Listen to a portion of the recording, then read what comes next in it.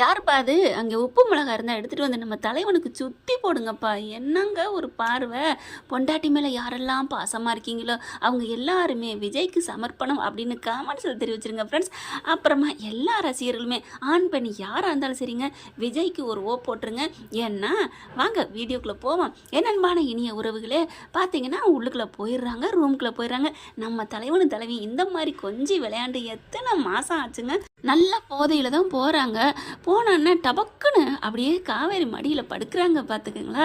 எனக்கு அப்போ நினப்பு என்ன தெரியுமா வந்துச்சு, கல்யாணம் அன்னைக்கு கல்யாணம் ஆனாங்க பார்த்தீங்களா, அப்போ பார்த்தீங்கன்னா காவேரி அந்த வீட்டுக்குள்ளோட இருக்கக்கூடாது, ரூமுக்குள்ளோட இருக்கக்கூடாதுன்னு சொல்லிட்டு கதவை பிடிச்சி வெளில தள்ளி சாத்துனாங்க பார்த்தீங்களா. அந்த நினப்பு வந்துச்சு. அன்னைக்கு அப்படி இருந்தவங்க அதுக்கப்புறம் உள்ளார வந்தவங்க, ஆனால் தொடுறது கூட கூடாதுன்னு சொல்லிட்டு நடுவில் தலகாணியை போட்டு படுத்தவங்க இன்னைக்கு ஈஸியாக நம்மளானவ இவ, நமக்கானவன் இவன் அப்படின்னு நம்ம தலைவியுமே பேசாமல் தானே இருக்கிறாங்க. இல்லைன்னா தொட விடுவாங்களா என்ன? புருஷனாகவே இருந்தாலும் அப்படியே டபக்குன்னு இவர் படுக்கிறாரு. அன்னைக்கு இன்னைக்கு எவ்வளோ சேஞ்சஸ் ஆகிருக்கு. அதுவும் போதையில் வந்து தொபுக்கடின்னு அப்படி காவேரி தலையில் மடியில் வச்சு படுக்கிறாரு. அவங்களும் நல்லா என்ஜாய் பண்ணி என்ன என்ன விஜய் எந்திரிங்க அப்படின்னு எழுப்புறதும் ஃபுல்லாக குடிச்சிட்டு ஏன் இப்படி அப்படிங்கிறாங்க. காவேரி பேபி பேபி சூப்பருங்க பேபின்னு இன்னைக்கு ஒரு பட்டப்பேர் கொடுத்துருக்காரு. பட்டப்பேர் கொடுப்பதில் மன்னன் அப்படின்னு சொல்லி நம்ம தலைவருக்கு ஒரு பட்டப்பேர் கொடுப்போமாங்க? கரெக்டான கமெண்ட்ஸில் சொல்லுங்கள். ஏன்னா நம்ம தலைவிக்கு பேர் வச்சுக்கிட்டே இருக்காரு. ஏன் கோதாவரிக்கே வச்சுருக்காரு இல்லையா? பார்த்தா எந்த சோக்கார பேபி என்ன பேபி நீ என் கண்ணுக்கு பேபி தான் பேபி அப்படிங்கிறாங்க. ஐயோ அப்படின்னு சொல்கிறாங்க. அதுக்கப்புறம் என்ன ஒரு மாதிரியா பார்க்குற, ஏங்க அப்போ அந்த கொடைக்கானல் வீட்டை வாங்கலான்னு நினைக்கிறீங்களா அப்படின்னு கேட்க, இதில் என்ன இருக்குது? ஆமாம் வாங்கத்தான் போகிறேன், அதுதானே உன்னோட விருப்பம் அப்படிங்கிறாரு. இல்லைங்க இதில் எதுவும் சிக்கல் பிரச்சனை வராது. ஏன்னா அவங்க நினைக்கிறது என்னதான் புருஷன் வாங்கி கொடுத்தாலும் அது வீடு சேஞ்ச் ஆகுது, அதாவது அடுத்த கைக்கு போகிற மாதிரி தான் அவங்க தோன்றாங்க. இல்லை நமக்கே வந்தாலும் அந்த உணர்வு வருமா அப்படின்னு நிறைய கேள்விகள் அவங்களுக்கு. ஆனாலும் குடிச்சிருந்தாலும் நம்ம தலைவர் இருந்துட்டு நீ பாரு காவேரி, உன் அளவுக்கு அக்கா தங்கச்சிலாம் இல்லை, அவங்களுக்கு சும்மா அது ஒரு செங்கல் சிமெண்ட் உள்ள வீடாக தான் நினைக்கிறாங்க அப்படின்னு சொல்லிட்டு அவங்க பக்கட்டும் அவங்க நினைக்கிறது தப்பு இல்லை, அவங்கவுங்க பொருளாதாரம் அப்படின்னு சொல்கிற விஜய் நீ சூப்பர் தலை அப்படின்னு தாங்க சொல்லணும்னே தோணுச்சு. அந்த அளவுக்கு பக்காவாக போதையில் இருந்தாலும் பொண்டாட்டிக்காக யோசிக்கிற மனுஷன் கிடைக்க ஐயோ எத்தனை வாட்டி சொன்னாலும் அதுக்கு மிக ஆகாது.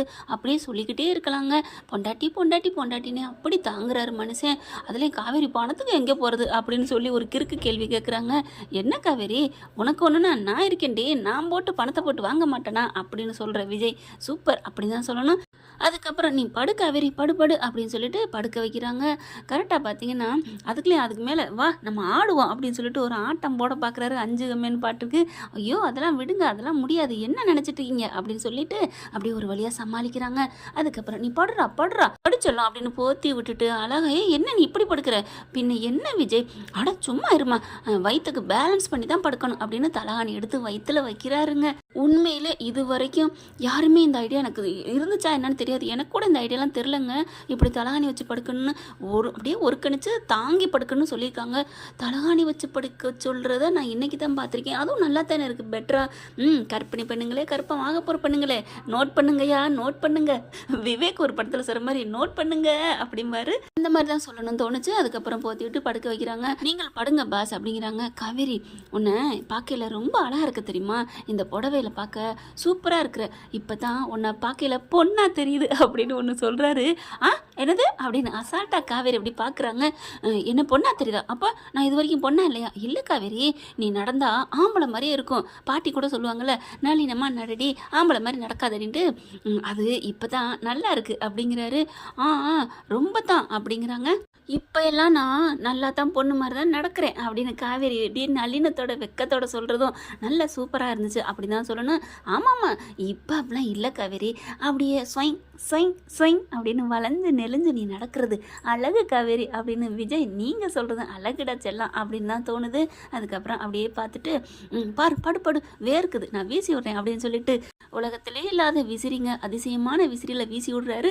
அவங்க கையில் தாங்க வீசி விடுறாங்க பார்த்தீங்களா. அப்படியே போதும் ஃபேன் ஓடுது அப்படிங்கிறாங்க. ஏசியே ஓடிக்கிட்டு இருக்குண்டா தாங்க உங்களுக்காண்டி, அப்புறம் என்ன ஃபேன் ஓடுது அப்படின்னு சொல்ல வேண்டியா இருக்குது. அப்படியே வீசி விட்டு தூங்க வைக்கிறாரு. அதுக்கப்புறம் அப்படியே விஜய் அப்படியே ரசிச்சுக்கிட்டே தூங்க போகிறாங்க. காவேரி பார்த்தீங்கன்னா அப்படியே தன்னை ரசிக்கிற விஜயை பார்த்து அவங்களும் ரசிச்சுக்கிட்டே தூங்கி போகிறாங்க. காலையில் பார்த்தா பாட்டியும் அவங்க சித்தியும் உட்காந்துக்கிட்டு இருக்காங்க. இவர் போகிறாரு.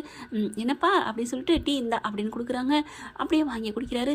சித்தி இருந்துட்டு நான் கிளம்பட்டா அப்படின்னு கேட்க, என்ன சித்தி இங்கே இருங்க சித்தி, நீங்கள் ஏன் போகணும்? இல்லைப்பா பாட்டிக்கு முடியலன்னு வந்தேன், இப்போதான் நீ வந்துட்டு இல்லை. அதெல்லாம் வேணாம், நீங்கள் இங்கே இருங்க சித்தி அப்படின்னு சொல்ல, நான் சொல்கிறேன்டா கேட்க மாட்டேங்கிறாடா அப்படின்னு பாட்டி சொல்கிறாங்க. என் பேரன் வந்ததுக்கப்புறம் தான் எனக்கு நல்லா ஆணுச்சு அப்படிங்கிறாங்க. பாத்தியா விஜய், இவ்வளோ நாள் நல்லா பார்த்துக்கிட்டேன், ஆனால் அவங்க எந்திரிச்சு நிற்கல, உன்னை பார்த்தோன்னு தானே நல்லா ஆனாங்க. ஆமாடி, என் பேரன் தான் எனக்கு உசுறு அப்படிங்கல காவேரி வர்றாங்க. குட் மார்னிங் பாட்டி அப்படின்னு வராங்க. சித்தி அப்படின்னு சொல்லிட்டு பார்க்கல, அப்படி பாட்டியை பார்க்குறாங்க. அவங்க செல்லம் அப்படி கோச்சிட்டு திரும்புகிறாங்க. என்ன பாட்டி கோமா இருக்கீங்களா? ஆனாலும் இந்த கீழே விழுந்தாலும் மண் ஓட்டலன்னு சொல்லுவாங்க இல்லையா, அதே காவேரி மூஞ்சில் தெரிஞ்சிச்சுங்க எனக்கு. நீங்களாம் கவனிச்சிங்களா இல்லைன்னு கமெண்ட்ஸில் சொல்லுங்கள்.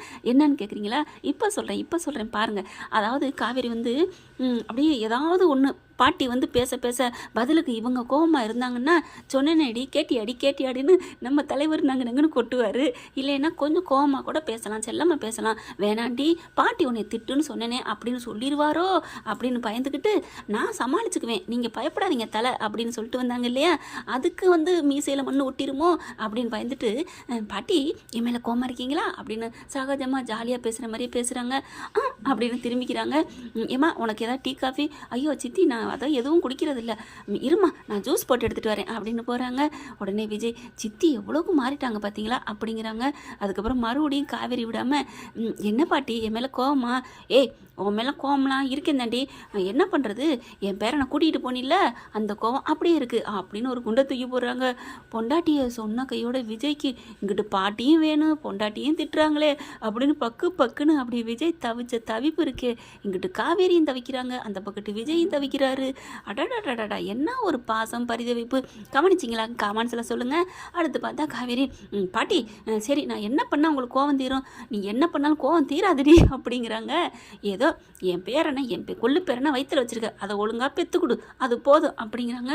பாட்டி ஏன் பாட்டி, ஏய் பேசாதடி, பேரனுக்காக என் பிள்ளைக்காக இந்த வீட்டு வாரிசுக்காக உன்னை நான் மன்னிக்கிறேன் அப்படின்னு சொன்னோன்னே கரெக்டாக கேட்சப் பண்ணிக்கிறாங்க. அப்போ மன்னிச்சிட்டிங்களே, விடுங்க ஃப்ரீயாக விடுங்க, எனக்கு ஒன்றும் இது இல்லை அப்படிங்கிறாங்க. அடுத்து ஆஃபீஸ் கிளம்புறேன் அப்படின்னு விஜய் சொல்லல, நானும் வர்றேன்னு காவேரி சொல்ல, ஏய் 5ஆவது மாதம் அலையக்கூடாதுடி பாட்டி, அதெல்லாம் போனோன்னு கூட்டிகிட்டு வந்துடுறேன் அப்படிங்கிறாரு விஜய். அங்கே போயிட்டு சும்மா ஃபைலெல்லாம் பார்த்துட்டு வரோம், ரொம்ப நாளாச்சுல அப்படிங்கல. எங்கள் வீடு பக்கம் தானே, அம்மா வீட்டுக்கும் போயிட்டு வந்துட்டுமா அப்படின்னு கேட்க, நான் கொண்டாந்து விடுறேன். வேணாம் நான் ஆட்டோ பிடிச்சி போகிறேன் அப்படிங்கிறாங்க. ஆட்டோன்னு சொன்னோன்னே கோவம் வந்துடுது பாட்டிக்கு.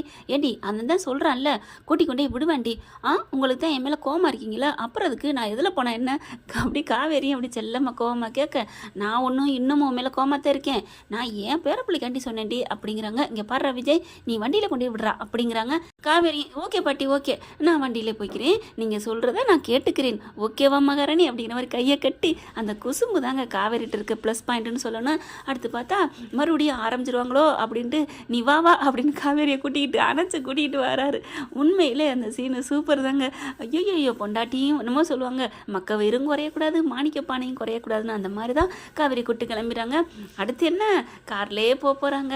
ரொம்ப நாளைக்கு அப்புறம் சூப்பர் சீனாக இருக்க போகுதுங்க. நாளைக்கு எல்லாரும் ஆவலோட தான் எதிர்பார்த்துக்கிட்டு காத்துக்கிட்டு இருக்கேன். உண்மையிலே எனக்கு ரொம்ப ஆசையாக இருக்குங்க, காரில் போகணும், காரில் பேசணும். கண்டிப்பாக காரில் போயிட்டு ரிட்டன் காவேரி வீட்டுக்கு போகிறாங்கல்ல, அப்போ தாங்க அடுத்த சீன் நாளைங்கிறது வருது. வீட்டுக்கு அங்கே பார்த்தீங்கன்னா முறுக்கு சுட்டுக்கிட்டு இருக்காங்க, அது இதுன்னு பண்ணிக்கிட்டு. காவேரி பார்த்தா யமுனா பார்த்தா அது பாட்டுக்கு அள்ளி திங்குது. கங்கா வந்து காரம் முறுக்கு வேணும் உனக்கு, அது சுட்டுருக்கேன்டி எடுத்து முச்சுக்கிட்டு திங்கிதுங்க. ஆனால் யமுனா அந்த காரம் முறுக்க தின்னுட்டு உரைக்குதே அப்படிங்கிறாங்க.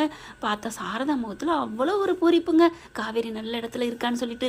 அது என் உண்மையில என் மனசில் தெரிஞ்சிச்சு, நல்லா நடிக்க வச்சுருக்காங்கன்னு தான் சொல்லணும். சாப்பிட்டுட்டு இருக்கையில தான் இங்கே காவேரி ஓடி வந்து, அம்மா அக்கா தங்கச்சி அப்படின்னு வந்து கட்டி பிடிக்க போகிறாங்க. வாக்கா அப்படின்னு யமுனா முகத்தில் சந்தோஷம் இருக்கும், ஆனால் கங்கா முகத்தில் தான் வாடின்னு பேருக்கு கூப்பிட்டுட்டு கொஞ்சம் மூஞ்சி தூக்கிட்டு இருக்க போகிறாங்க. நல்லாவே இருக்கத்தான் போகிறான், ஆனாலும் வீட்டு பிரச்சனையை ஆரம்பிக்கத்தான் போகிறாங்க. ஆனால் இங்கே இங்கே மறுநாள் தீபாவளிக்கு இங்கே வர்றாங்க பார்த்தீங்களா, அங்கே தான் ஆரம்பிக்கிறாங்க. ப்ரொமோவில் பார்த்துருக்குறோம், பார்க்கலாம் என்ன நடக்க போகுதுன்னு. நாளைன்னு போட்டுட்டு பார்த்தீங்கன்னா வண்டியில் நம்ம சிகப்பு வண்டி நம்ம தலைவர் வண்டின்னு தாங்க தெரியுது. எனக்கு என்னமோ நல்லா தோணுது நம்ம தலைவர் வண்டி தான், ஏன்னா ஷூட்டிங்க்கும் நம்ம தலைவர் வண்டி வந்துருச்சுங்க. பார்த்தா அவங்க அப்படி பேசிக்கிட்டே வராங்க. சூப்பர் காவேரி, இனிமே காரில் வந்துட்டு இருக்கையிலே பாப்பா கிட்ட தாங்க எல்லாம் பேசுகிறாங்க. இதோ ஒன்று சொல்ல மறந்துட்டேன். பாப்பா பாட்டி என்னை திட்டுது பாப்பா, நீ வந்து நாளைக்கு திட்டு அப்படின்னு காவேரி சொல்கிறாங்க. உடனே பாட்டியும் பாப்பா உன் மேலே எனக்கு கோவம் இல்லை, உங்கள் அம்மா மேலே தான் கோவம், வந்தோடனே அவளை நீ திட்டு அப்படின்னு சொல்லல தாங்க விஜய் கூட்டிகிட்டு ஓடியாராரு. இந்த சண்டையை விட்டால் பெருசாகும் அப்படின்ட்டு. அதே மாதிரி தான் இப்போவும் விஜய் பார்த்தா இங்கே பாப்பா நீ சீக்கிரம் வந்துரு, அடுத்த வருஷம் தீபாவளி பொங்கல் எல்லாமே நான் நம்ம அம்மா எல்லாரும் சந்தோஷமாக கொண்டாட போகிறோம், சீக்கிரம் வாப்பா, அப்பா உனக்காக காத்துட்ருக்கேன் அப்படின்னு அவர் அழகாக பேசுகிறத பார்த்துட்டு காவேரி சொக்கி போய் வேறு வழியே இல்லை, இதுக்கு மேலே என்னால் ஆசை அடக்க முடியாதுன்ட்டு பட்டார்னு பாஞ்சு போய் நம்ம தலைவர் கன்னத்தில் முத்தத்தை கொடுக்குறாங்க. அப்பா அங்கே கொடுத்த முத்தம் இங்கே நமக்கு பச்சக்குன்னு கேட்டுச்சுங்க. உண்மையிலே காவேரி எனக்கு கொடுத்த மாதிரி தான் எனக்கே தோணுச்சு. நம்ம செல்லக்குட்டிக்கு முத்தத்தை வாங்கிக்கிறதுக்கு சந்தோஷம் தானேங்க, இதில் என்னங்க தப்பு இல்லையில. பார்த்தா எனக்கு ரொம்ப சந்தோஷமாக இருந்துச்சு அவங்க முத்தம் கொடுத்தது. அவங்க 2 பேருக்குள்ளேயும் ஊடல் கூடல் முத்தம் இது ரொம்ப நல்லா ஆறாருக்கெல்லாம் பிடிச்சிருந்துச்சு அப்படிங்கிறத கமெண்ட்ஸில் சொல்லுங்க ஃப்ரெண்ட்ஸ். பார்க்கலாம் என்ன நடக்க போகுதுன்னு. இந்த பதிவு உங்களுக்கு பிடிச்சிருந்துச்சுன்னா உங்கள் பொண்ணான கையில் ஒரு லைக்கை போட்டு சப்ஸ்கிரைப் பண்ணிடுங்க. Thank you friends.